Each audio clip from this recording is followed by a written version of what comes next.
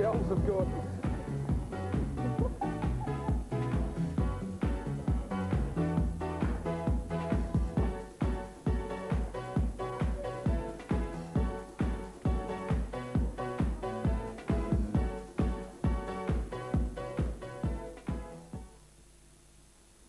There's a great variety of waifs and strays roaming the city streets, but on this week's Animal Hospital, we've got the strangest runaways yet. Or should I say, crawlaways. G'day.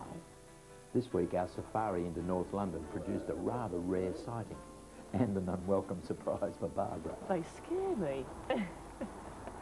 From The Great Escape to Sooty, it's all-action television time again. So, for high-speed drama, join us Thursdays, 8 o'clock, BBC1. Jealousy threatens to disrupt the peace and quiet around Snowy River on BBC2 shortly as the McGregor saga continues. This is BBC1, now Countryfile, with John Craven.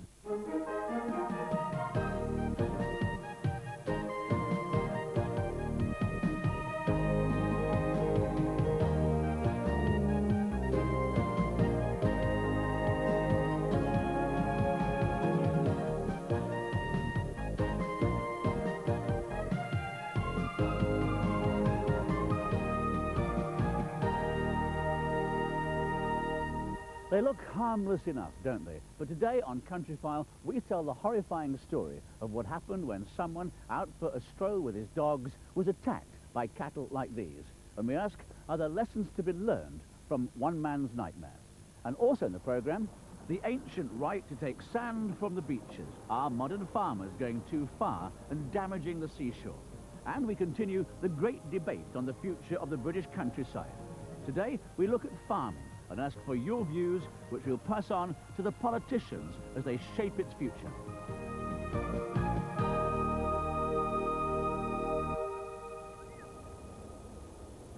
It started off as an ordinary country walk along a route that David Birch had followed hundreds of times before. Just as he was leaving the canal towpath to cross some fields, he put his dog Crumpet on a lead, as the country code advises. On that September Saturday, his other dog, which has since died, was also with him, also on a lead. As they walked along a public gated road through a field, a bizarre and frightening incident unfolded. They were set upon by a herd of cows. I was shouting like mad at the cattle to try and get out of my way. That didn't work, and the next thing I remember is that I was buffeted in the back and fell to the ground, lost my balance and fell to the ground. I must have involuntarily let go of the dog's leads, because at that point they managed to break out and get away unhurt. I thought I'd just been knocked over by accident, and as I tried to stand up again, I was immediately buffeted again to the ground.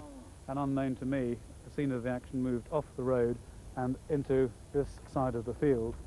On a couple of occasions, I can clearly remember lying on my back on the ground, looking upwards, with one beast lying immediately beside me on her back, or as I remember it, on her back, and she appeared to be trying to roll over on top of me, so instinctively I was trying to get away from that. It was increasingly more difficult for me to try and stand up or to get away in that situation, because by now I was hurting quite badly. I can remember lying on my stomach facing that hedge and simply just crying, "Help, help," because I couldn't think of anything else to do. I knew there was nobody around within eyesight or earshot, and I just, in desperation, was crying help, and at that point I really thought I was about to die. But luckily, a man who had been working on the farm drove by, saw David being attacked, and came to his rescue. Injured and in shock, David asked to be taken to his home nearby. Only his young daughter was there. She dashed next door to get help. David was standing there, leaning against a car. But I certainly didn't recognize him as David. He was all covered in blood and mud and dirt, and he had sort of blood coming out of his eyes and sort of black rings, and he was hardly standing. He was sort of propped against his car. And it took me a minute to realize who it was, and I was absolutely horrified. So I drove him to the local hospital, about 7 miles, and about halfway there his breathing very much worsened. And he said, "Do you think you could get me there as quickly as possible?" And I really did actually think that he might die on me. I was very, very frightened. David was admitted to the hospital in Rugby with broken ribs, smashed knee, broken wrist, dislocated collarbone and severe bruising. 2 weeks later, he was allowed home to the village of Yelvertoft, where he's lived for many years. Everyone there was as puzzled as he was that the cows should attack. We're all country people, and we know and understand animals, and one wouldn't really have expected this to happen, particularly of cattle that are used to people on a gated road. The clue is that they were part Charolais, the French beef breed, and at the time they were with their young calves.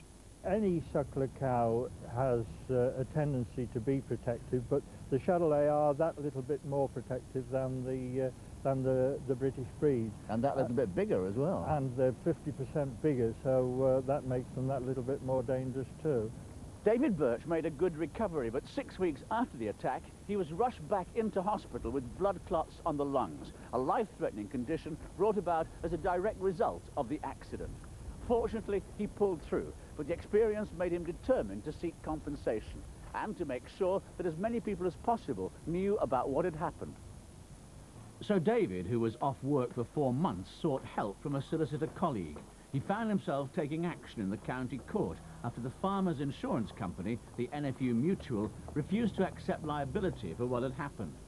David discovered that a few weeks earlier, another local resident walking dogs had been threatened by the same cows, but escaped unhurt. In that instance, the dogs had been off the lead. To his surprise, the defence claimed David had been negligent in failing to let go of his dogs. It should have been apparent, they said, that the cattle were intent on chasing them away from the calves.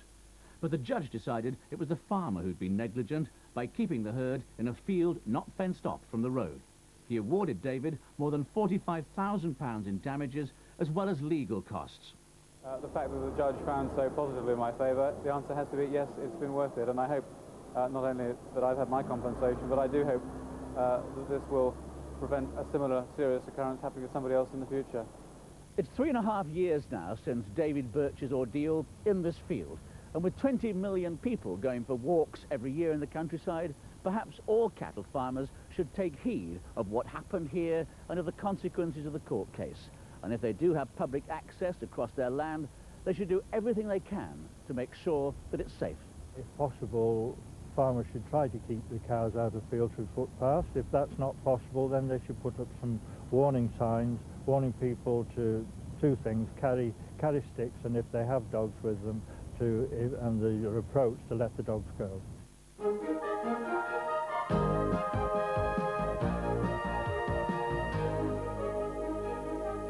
European farm production has been plunged into chaos by the severe floods in the Netherlands, Belgium and northern France.